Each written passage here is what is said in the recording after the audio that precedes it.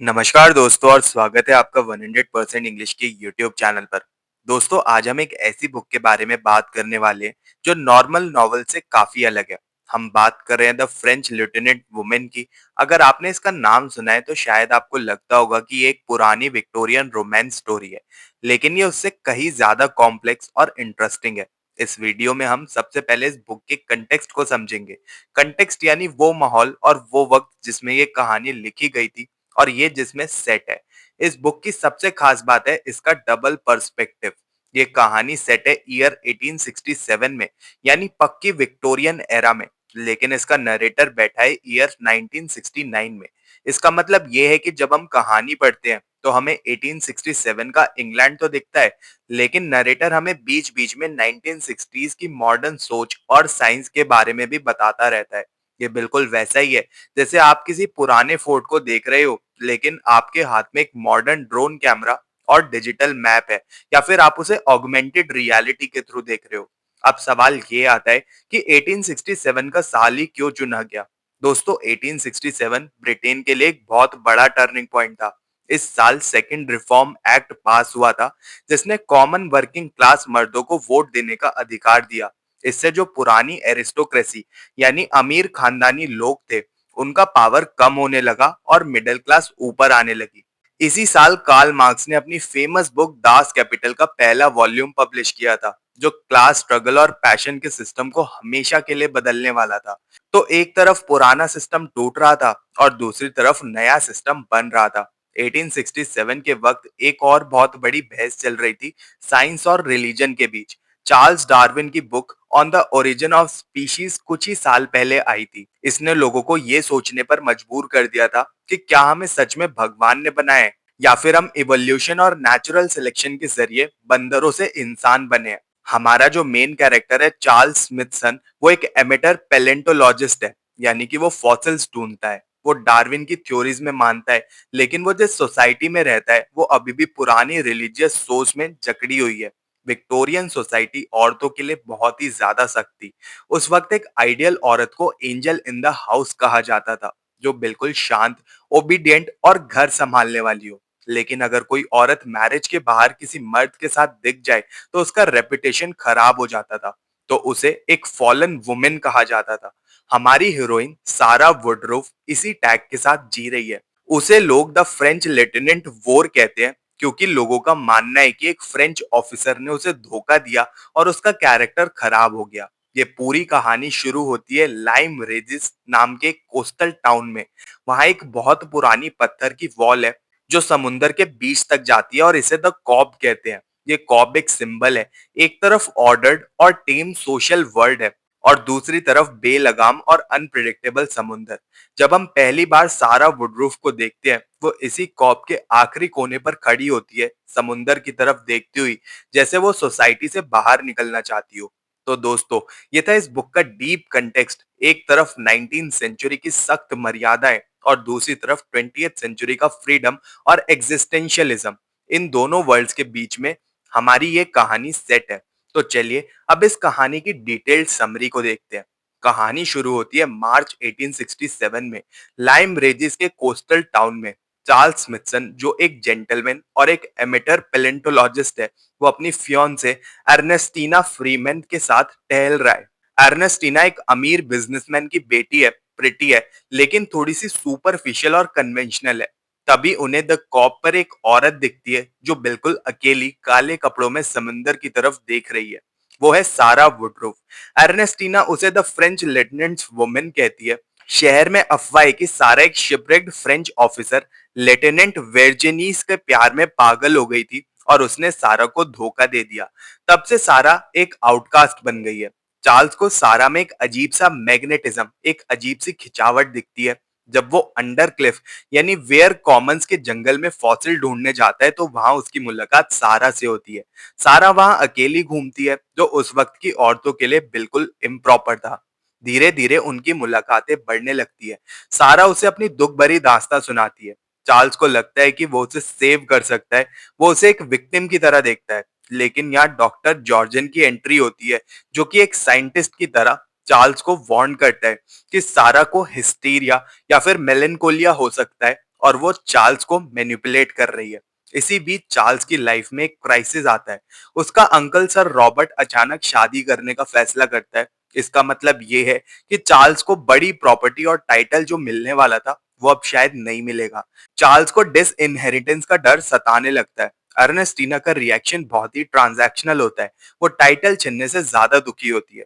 दूसरी तरफ सारा को मिस पॉल्टिनी घर से निकाल देती है। सारा लाइम रेजिस छोड़कर एक्सेटर चली जाती है। चार्ल्स उसे एक्सेटर में मिलने जाता है और वहां वो मोमेंट आता है जो कहानी को पूरी तरीके से पलट देता है।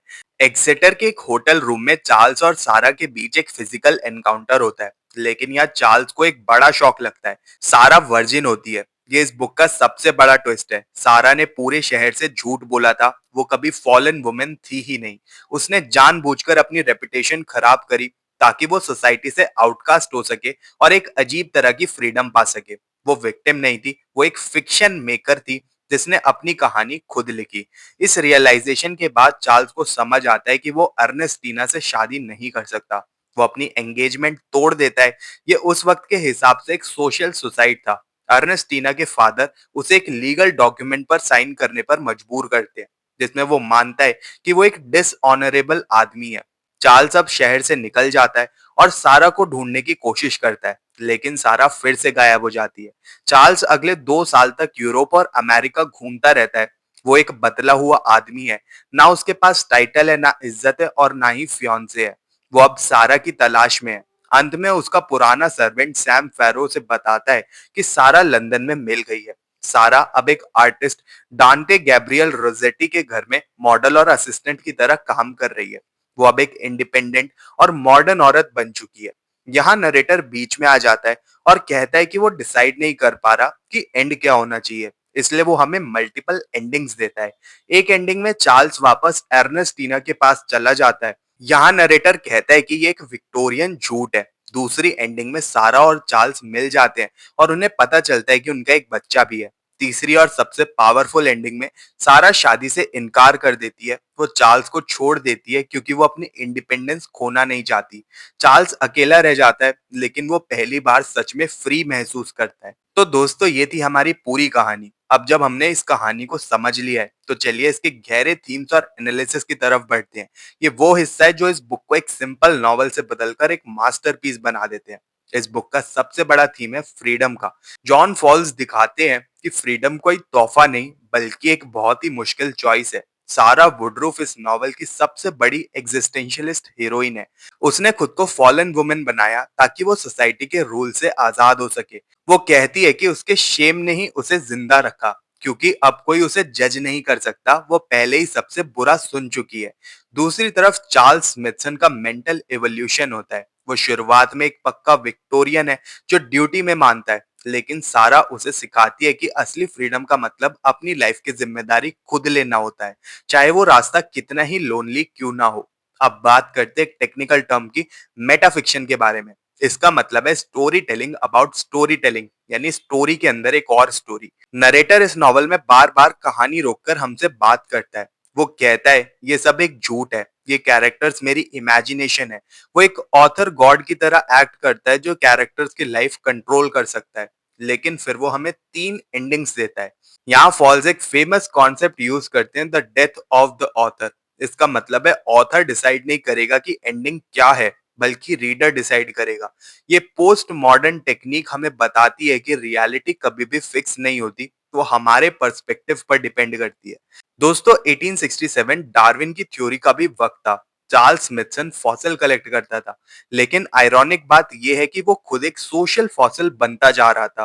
वो उस एरिस्टोक्रेसी का हिस्सा है जो धीरे धीरे खत्म हो रही है। इसके अपोजिट है उसका सर्वेंट सैम फैरो। सैम एक सर्वाइवर है। वो बदलते वक्त को समझता है और अपने मालिक के सीक्रेट्स यूज कर कर बिजनेस शुरू करता है और मिडिल क्लास में एंटर कर जाता है। ये नेचुरल सिलेक्शन का सोशल वर्जन है। जो अडेप्ट करेगा वो सरवाइव करेगा। फॉल्स ने विक्टोरियन सोसाइटी के डबल स्टैंडर्ड्स को बहुत ही बुरी तरीके से एक्सपोज किया है।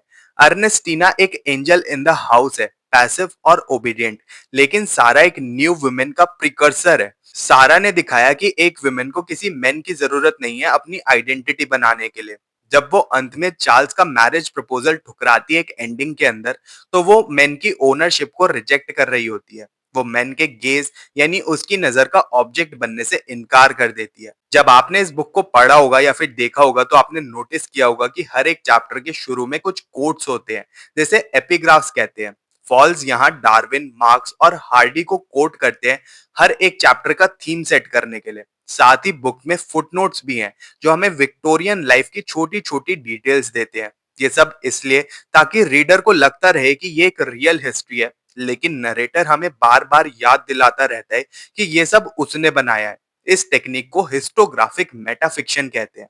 अंत में द फ्रेंच लिeutenant वुमेन हमें ये सीख देती है कि लाइफ एक लेबिरिंथ यानी कि भूल भुलैया की तरह है। इसमें कोई एक सही रास्ता या फिर सही एंडिंग नहीं होती। चार्ल्स स्मिथसन जब आखिरी सीन में अकेला समुंदर की तरफ निकल जाता है, तो वो हारा हुआ कोई मैन नहीं, बल्कि एक ऐसा इंसान है जिसने अपनी पूरी विक्टोरियन जंजीरें तोड़ दी हैं। सारा ने उसे तबाह नहीं किया, बल्कि उसे आजाद किया, उसको फ्री रहना सिखाया। ये बुक हमसे सवाल करती है कि क्या हम अपनी लाइफ की स्क्रिप्ट खुद लिख रहे हैं या हम भी सोसाइटी के बनाए हुए कैरेक्टर्स हैं। तो दोस्तों, ये था हमारा डिटेल्ड एनालिसिस जॉन फॉल्स की इस अमेजिंग बुक पर। अगर आपको ये वीडियो पसंद आया हो तो इसको लाइक और शेयर जरूर करें, और 100% इंग्लिश चैनल को सब्सक्राइब कर लें और ऐसे इंसाइटफुल वीडियोस के लिए। अगर आपके कोई भी डाउट्स हैं तो आप कमेंट सेक्शन में जरूर पूछ सकते हैं। मिलते हैं फिर अपने नेक्स्ट वीडियो में। तब तक के लिए happy studying and best of luck for your upcoming examinations.